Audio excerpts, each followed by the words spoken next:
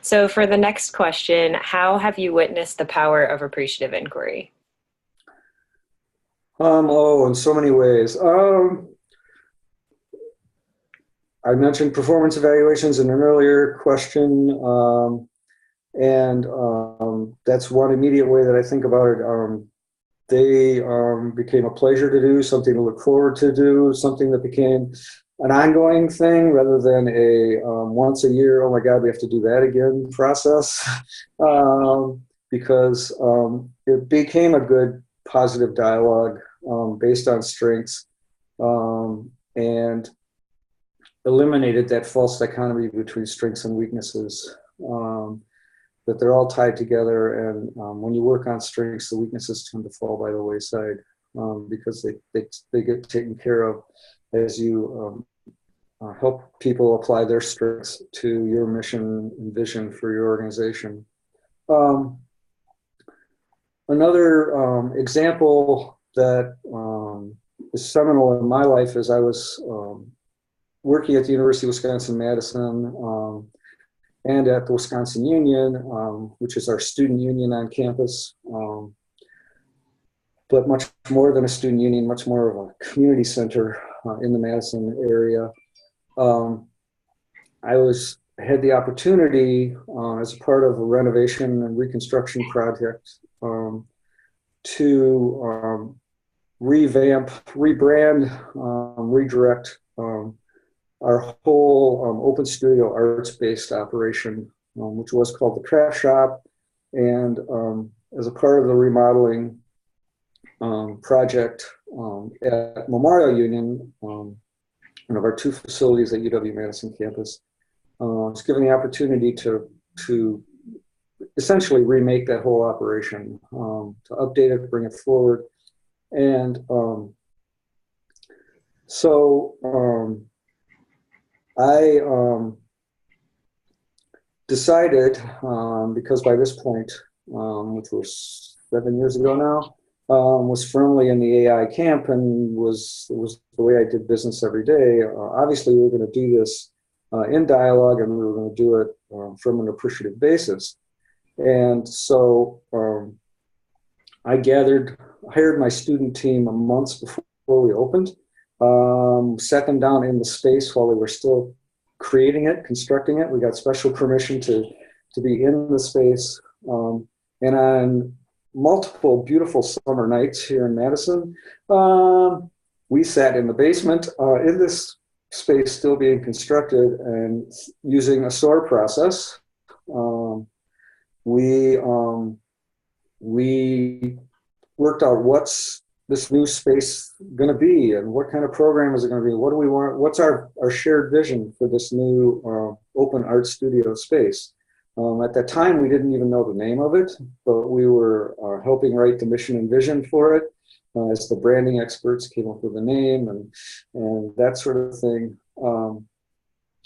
But that was an incredible experience for me. It was even more, I think, and I've heard multiple times from these students, incredible experience for them as we co-authored this vision for this space, and then had the opportunity to make it, to create it, and have it happen, and then to see it succeed in all the ways, in many ways that we thought it would, and of course in the many ways that it surprised us, as people responded to our vision and helped take that vision to a new and better place. And that, I think, was an impact of the process itself, that we were open to that, that we were listening to the customers, that they had accepted our vision, and that we could learn from them just like they would learn from us, as we made the road, as we walked it with this new space and this new facility that was primarily for students and primarily for the campus community, but open to the larger community on campus. Another thought that came to me as I thought about this question and answering it, that I've seen in just about every appreciative inquiry process that I've been a part of, whether it's a participant or the facilitator, co-facilitator, consultant, whatever role I've been playing, is this idea that change happens as you ask the first question. Uh, this change process is not something about coming up with a plan and then implementing the plan. It's when you ask that first question, when you set people down first and do that first appreciative interview and have them share a story about why they're proud to work at X organization, or to share a story of an example of a time when they've seen respect in their workplace, or whatever you decide is the focus of the inquiry. That first question starts the change process. And I have seen so many times how that's true. The most recent example being a SOAR process, which I just completed this past summer with a local food pantry called The River.